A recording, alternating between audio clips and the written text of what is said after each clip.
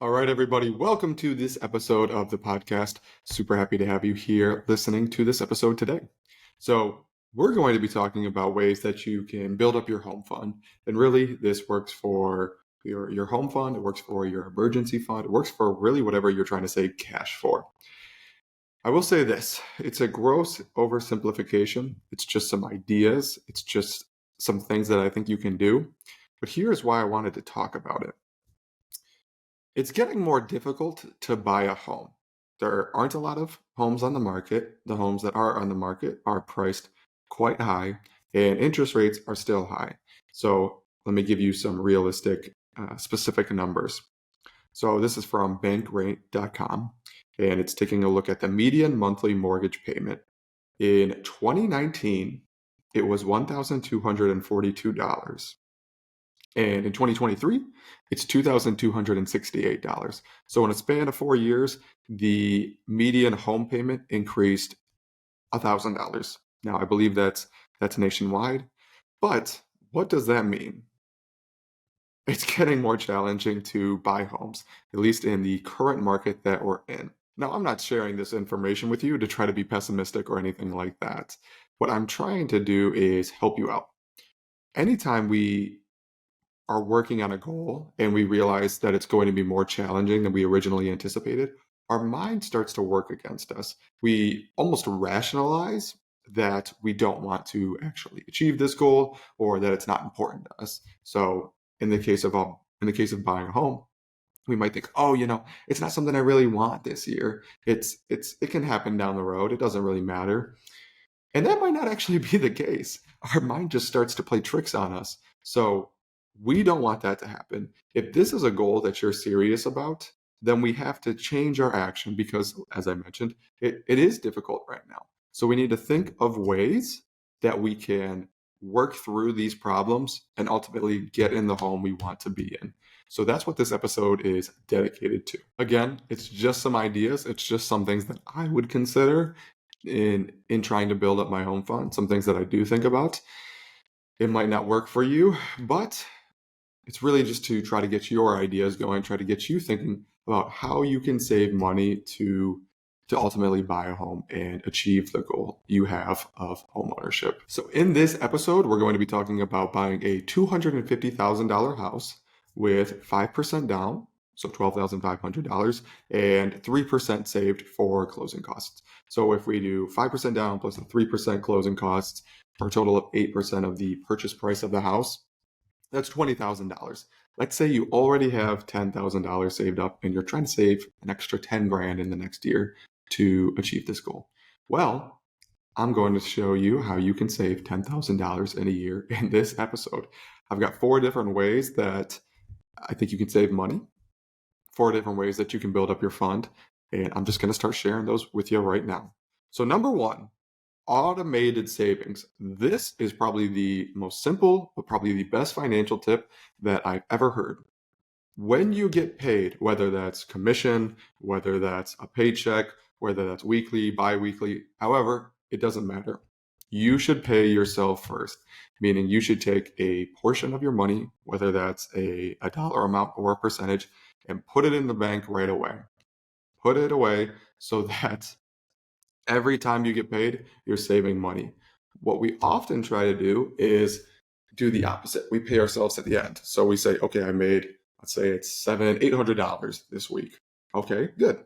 We put a portion of that towards our bills. We put a portion of that towards our rent, our groceries, everything else, a portion for fun. And then at the end of the week, we try to go put money aside. We try to save some and we realize, oh, there's nothing left. Well, that's not good. Ultimately, if we want to get into a home, we're going to have a good chunk of change set aside. So pay yourself first. In this example, let's say you are living with a partner, maybe it's a spouse, maybe it's somebody you're in a long-term relationship with, maybe it's just a friend that you're living with at the moment and you want to buy a home together. It really doesn't matter. But let's say you and your partner both put $25 of your first paycheck away every week for a year. So you're putting away $50 a week.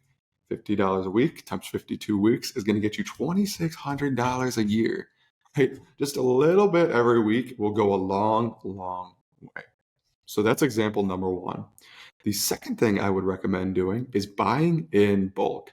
Now, that sounds, again, very, very simple, but I ran some numbers and it actually blows my mind how much money you can save if you decide to go this route. So what I did was I looked at comparing certain items and what they would cost at Costco versus what they would cost at Meijer. So I'll start with Costco. And these are just some things that I typically buy. So it might not be what you buy, but it's what came to my mind. So if I went to Costco and bought a pack of 30 protein shakes, a pack of 28 beef sticks or Hunter's sausage sticks, whatever you want to call them, a 28 pack of those, and then a 24 pack of liquid IV, my total would come to $84.97. Obviously, there probably is going to be more that I'll have to buy to feed myself, and that's not really what I'm getting into. But those are just 3 items that I looked at. Now, if I wanted to buy that same amount at Meijer, well, first of all, they don't sell them in bulk like they do at Costco, so I would have to make more frequent trips. But if I wanted to buy the same amount, so if I wanted to buy 30 protein shakes, the exact same brand, 28 beef sticks, and a 24 packs of the liquid IVs at Meijer, to get that same amount, it would cost me $163.91. Again, to buy that at Costco, it would cost me $84.97. So that's almost a $79 difference. That is insane. So first of all, if I go buy that in bulk at Costco, I'm probably good for the month. That's my thinking. If I were to go do this at Meijer, I'd probably have to go shopping 4 times a week. Excuse me, not 4 times a week. I would probably have to go shopping 4 times a month. So I'm saving 3 trips if I just go do this once at Costco. So let's say you do that. You buy this once a month at Costco instead of buying it 4 times a month at Meijer. Well, that means every single month you're going to be saving that $79. It's actually $78.94. And 78.94 times 12 months equals $947.28 a year. So you're saving almost $1,000 on a few items, and you're saving time, effort, and energy because you're taking less trips. Again, that's just over 3 items. So if you have the opportunity to buy in bulk, if you have the space to store some things, it's definitely a good way to go. And I think a Costco membership starts at $50 for a year. I'm not sure what it costs at Sam's Club, how that works, but Costco is a great option if you have the storage space. So that's another way that you can save money. I will say that some of this math might not make sense if I'm just expressing it verbally. So I'm going to give you a document. I'll put that in the show notes. Maybe I'll put it on my link tree as well. So you can take a look at this and see how I'm getting my math. And I'll show that I'm not just BSing you. So that's number 2. What's the third way you can save money? We're talking sweat equity, baby. You might not have heard that term. Maybe you have. But here's how I define it. It's doing the work that you might pay somebody else to do. So it doesn't cost as much money. It just costs more of your time and your effort. So a lot of people like to pay people to mow their lawn. They just don't want to do the job. And that's totally understandable. But it's pretty common, even if you don't have a huge yard, for it to cost $40, $50 or more. So let's say, obviously, we live in Michigan, so you don't have to mow your lawn 12 months of the year. Probably have to do it like half of that. But we're just going to say that we're going to use this example. You have to mow your lawn every single week. So if you're paying a lawn care professional $50 a week, that's going to be quite a bit of money. I don't think I have that number typed out, but 50 times 52, like we did earlier, it's going to be $2,600 a year that you would be paying somebody else to mow your lawn. Now, let's say you do it yourself. It's probably going to cost you, if you already have a lawnmower, it's probably going to cost you $5 for gas and some time. We'll just say that to make it an easy number. So that means every week you're saving $45. You're just giving up maybe an hour's worth of your day every single week, but that money's going to add up. Again, $45 a week times 52 weeks in a year is $2,340. So just by doing an hour's worth of work every single week, instead of paying somebody else to do it for you, it's going to save you over $2,300. That's nuts. So we're adding a lot of money, and we're going to be doing the same here. The last thing that I'm going to be talking about is something that's called cash windfalls. And I didn't know it was actually considered this term. I just considered it bonus cash.